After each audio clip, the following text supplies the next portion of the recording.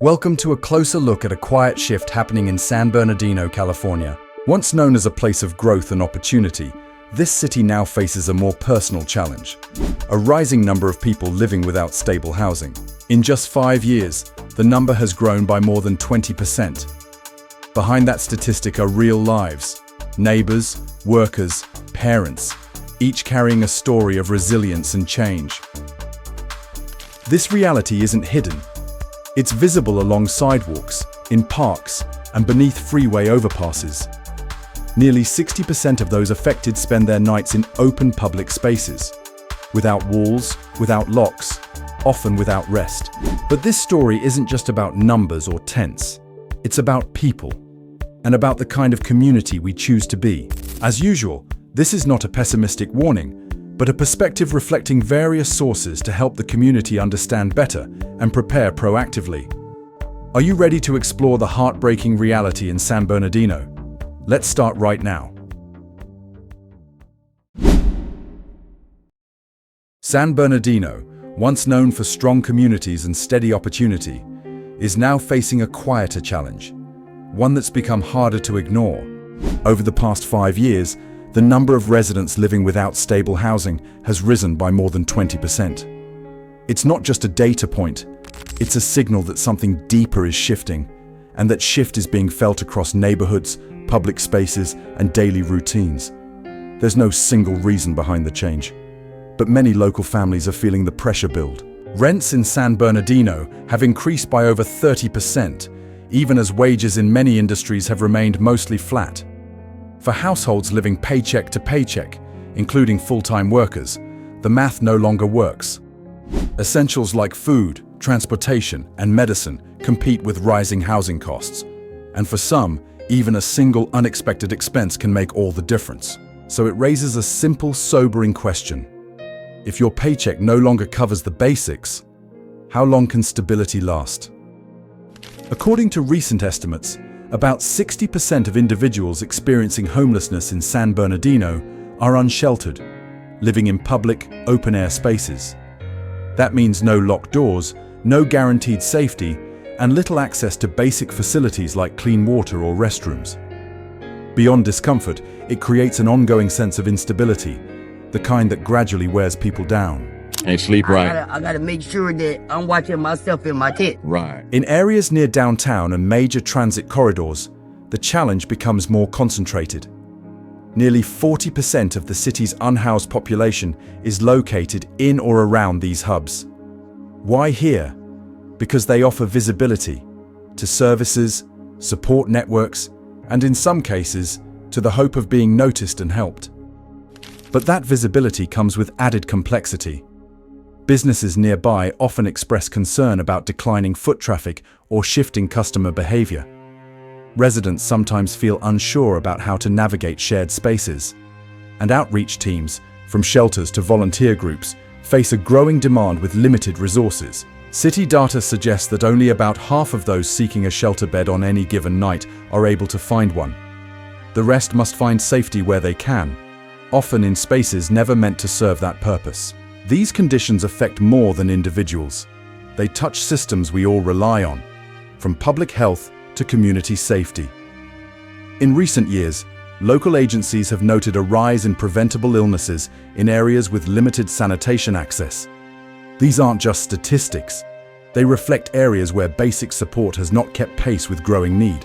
And then there's the atmosphere, the way neighborhoods feel when parks, sidewalks, or transit zones start functioning differently.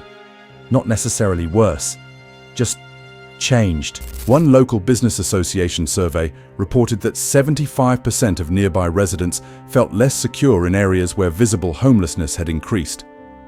Not because of specific incidents, but because of a growing sense that the system, as it stands, isn't protecting anyone fully, housed or unhoused. This moment doesn't call for fear. It calls for thought.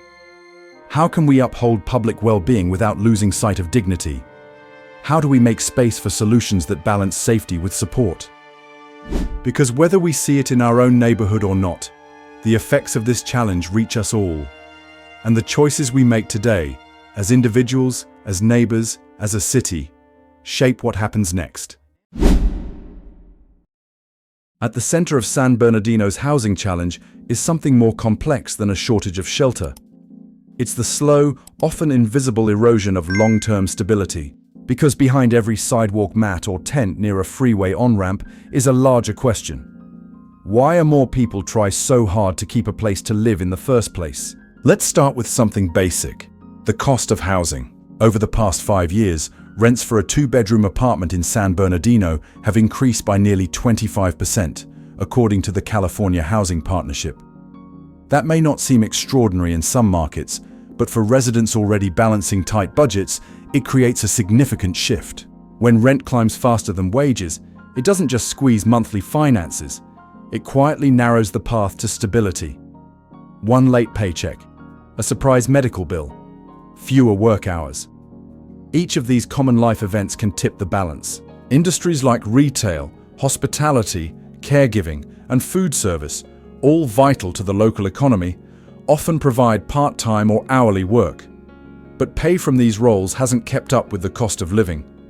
That gap leaves thousands of families one unexpected expense away from needing help, and not always finding it in time. But rising rent is only one part of the story. According to regional housing data, San Bernardino is short more than 10,000 affordable rental units for low-income families. That means even when someone is employed, saving carefully, and actively searching, there may simply be no unit within reach. While construction continues in parts of the city, many of the new developments are priced far beyond what typical households can afford. So when someone loses their apartment, the path back into housing isn't always clear, or even available. It's not about blame. It's about pausing to ask, what kind of community are we building? If having a safe place to live becomes increasingly out of reach for people who are working, contributing, and trying to stay afloat. And there's another layer, one that often goes unnoticed: emotional and psychological well-being. According to the California Department of Public Health, nearly 1 in 4 people experiencing housing instability in San Bernardino also report challenges related to long-term stress, disrupted routines, or past experiences that continue to impact their day-to-day lives. These challenges don't always start on the street. In many cases, they begin long before. But when someone lacks privacy, quiet, and a safe place to rest, even the smallest steps forward can feel out of reach. Scheduling an appointment, completing paperwork, making a phone call. These things may seem simple, but become difficult when each day is focused on getting through the basics. Without steady support, some individuals may begin to rely on short-term coping mechanisms, not as a solution, but as a way to get through the moment. And when community wellness programs are stretched thin, it's even harder to find a lasting path forward. And that leads us back to a larger question. How can someone begin to rebuild when they don't even have a place to pause and feel secure? The effects of homelessness go far beyond the absence of shelter. They quietly influence a person's health, their outlook, and their ability to plan for anything beyond today. Without stable housing, the everyday routines most people take for granted, resting, eating, staying warm, or seeing a doctor, become complex challenges. Each day becomes a balancing act between basic survival and finding a moment of rest. And without consistent care or protection from the elements, even minor setbacks can create long-term disruptions. Over time, this takes a toll. The lack of restful sleep, the discomfort of being exposed to unpredictable weather, the strain of living without privacy or consistency. These may not appear extreme at first glance, but they add up, affecting both physical wellness and emotional stability. Perhaps the most difficult part is something less visible: the quiet exhaustion that builds from feeling disconnected. For many, there's no door to close, no moment to pause and feel safe. And when that sense of security fades, a different kind of fatigue begins, one that affects how people see themselves and how they see the future. This isn't just about housing. It's about what happens to someone's confidence, their hope, and their ability to rebuild when the foundation beneath them has been lost. Long periods of uncertainty can affect a person's ability to focus, to trust, and to plan ahead. Without a safe, quiet place to recover, it's difficult to access support, whether that's a caseworker, a health check, or simply a regular meal. Studies show that the longer someone is without housing, the harder it becomes to regain stability. Not because they're unwilling, but because the systems they need may be out of reach when it matters most. But this isn't only about individuals, it affects entire communities. As more people live outdoors, local systems begin to stretch. Emergency rooms become busier, shelters reach capacity, and public safety teams respond not only to crises, but to ongoing gaps in infrastructure. Many of these systems were designed for short-term assistance, not sustained response. Cities often end up allocating large portions of their budgets to reactive services, temporary shelter, short-term care, and crisis intervention. These are necessary, but they also pull resources away from long-term investments like housing development, job training, and wellness programs. Parks, sidewalks, and transit stations, designed for shared use, begin to reflect this imbalance. Not because people want to live in those spaces, but because other options have run out. And when essential services like sanitation or clean water access aren't available to all, public spaces face added strain. Local health departments have noted increases in preventable conditions in areas with concentrated encampments. Not because people bring risk, but because infrastructure hasn't adapted to meet changing needs. Then there's the economic ripple effect. When people are kept from stable housing, it's harder to hold a steady job, build savings, or contribute fully to local economies. It's not about willingness, it's about access. According to the National Alliance to End Homelessness, the US spends over $12 billion each year on responses to homelessness through emergency care, temporary programs, and short-term solutions. These efforts are vital, but they often keep people stuck in survival mode rather than supporting long-term change. The cost is more than financial. Businesses feel the tension, local services stretch thin, and perhaps most importantly, communities miss out on the talent, energy, and insight of people who could contribute, if given the right chance at the right time. As we take a closer look at how deeply homelessness affects San Bernardino, one truth becomes clear. This is not only about tents, sidewalks, or visible encampments. It's about the systems that are supposed to catch people, and what happens when those systems fall short. So the real question becomes, what needs to shift so fewer people end up without a place to call home? Two ideas often rise to the top: housing that people can realistically afford, and support systems that respond when they're needed most. Let's begin with housing. In San Bernardino, rent prices have risen by more than 30% in just a few years. That increase on its own may not seem unusual, but for households already living paycheck to paycheck, it can be the breaking point. When income stays the same but rent climbs, even small changes, a missed shift, an unexpected bill, can become the start of housing instability. And it's not just about cost, it's about availability. According to the California Housing Partnership, the city currently faces a shortfall of over 10,000 affordable housing units. That means many families, even those working full-time, are unable to find a unit that matches both their needs and their income. Solving this issue isn't only about building more, it's about building smart. That means ensuring affordability lasts over time. It means aligning incentives for developers who include homes for moderate income and working-class households. And it means putting protections in place so those units don't quietly drift out of reach just a few years later. At the same time, we need to examine how safety nets operate, especially during moments when people are most at risk of losing their housing. In many cases, it's not that help isn't available, it's that it arrives too slowly. Long wait lists, complicated forms, or unclear eligibility rules can delay support until a crisis is already too far along. But what if access to support wasn't another barrier? Imagine a system where short-term rental help, healthcare guidance, emotional care, and housing placement all work together. Not in silos, but in coordination. One that people could reach early, before things fall apart. A system that's visible, understandable, and ready. Programs like this already exist in parts of the country, When combined with outreach teams, job programs, and local partnerships, they help individuals not only exit homelessness, but stay housed and begin to rebuild with dignity. Still, none of this works without communication. If people don't know about available programs or can't navigate them, then even the best designed systems remain out of reach. If there's one issue that surfaces again and again in San Bernardino's housing crisis, it's this. Not just the lack of homes, but the lack of homes people can actually afford. In the past few years alone, rents in San Bernardino have risen by over 30%. For many working families, that increase isn't just inconvenient, it's destabilizing.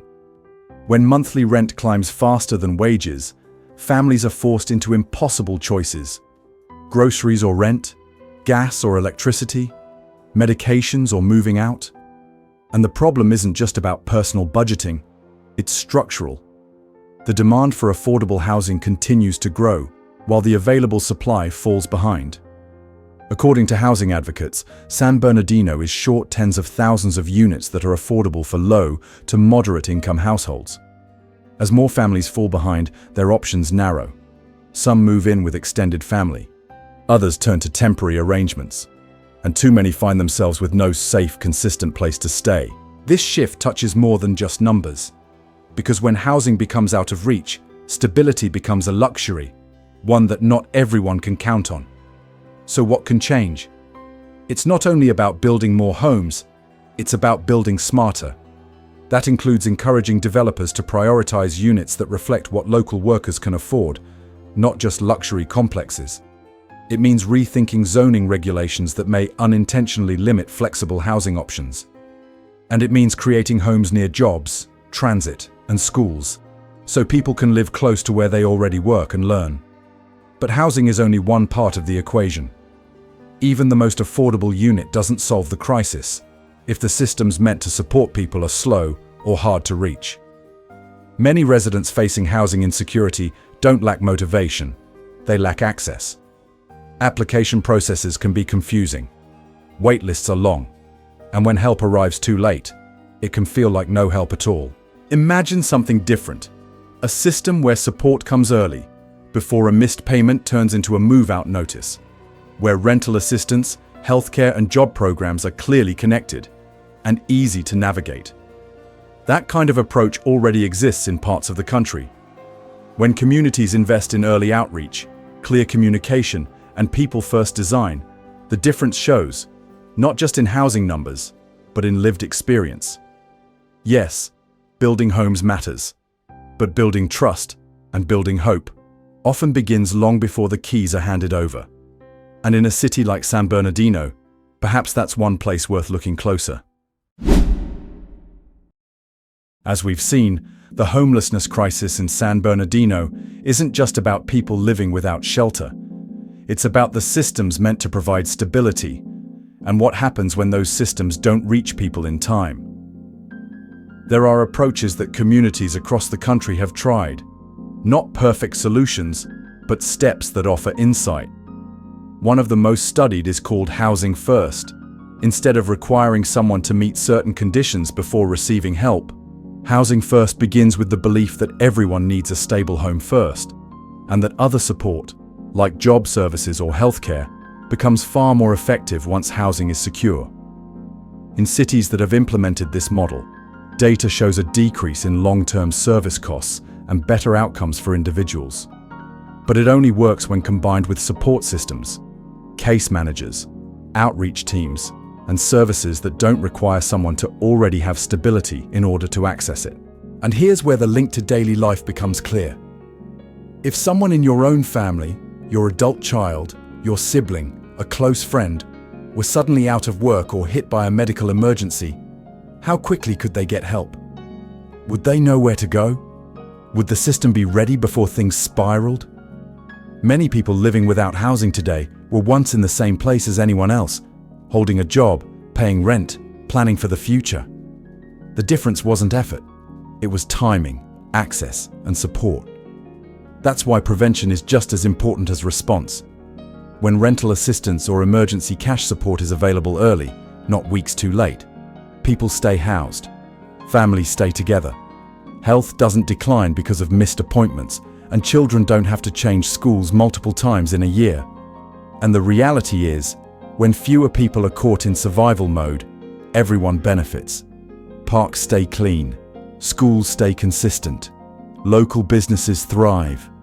Public resources can be used more wisely. And our shared sense of safety, not just physical, but emotional, is stronger. But change also depends on awareness, on not turning away, and on understanding that people facing housing insecurity aren't so different from those watching this video right now. So maybe the question isn't only, what can be done? It's also, what kind of city do we want to grow older in? One where help is a maze, or one where help meets people where they are? This isn't about guilt, it's about opportunity. What's happening in San Bernardino isn't just about housing.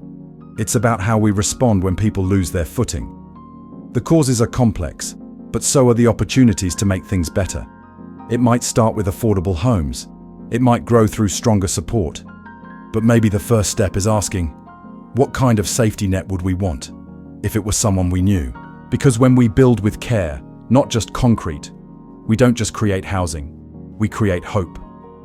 If this documentary has illuminated the complexities and the human cost of homelessness in San Bernardino, please like, share, and subscribe to Discovery Globe to support our continued exploration of critical social issues and to help us bring important stories to light.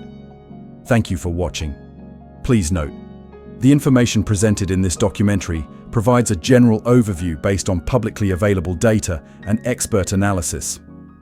For detailed statistics, local resources, and specific ways to get involved in addressing homelessness in San Bernardino, we encourage you to consult the dedicated organizations working on the ground and local government initiatives.